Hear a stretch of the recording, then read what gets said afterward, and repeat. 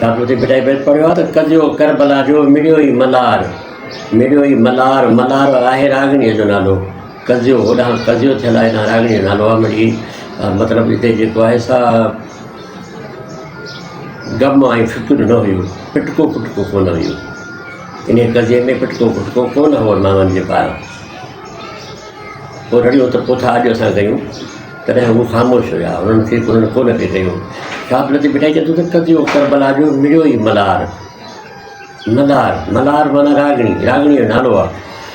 ॻाल्हि छॾियाई ॻुझ जी इलाही इसरार, इहो अलाह जो इसरार हुयो या ॻुझ जी ॻाल्हि हुई।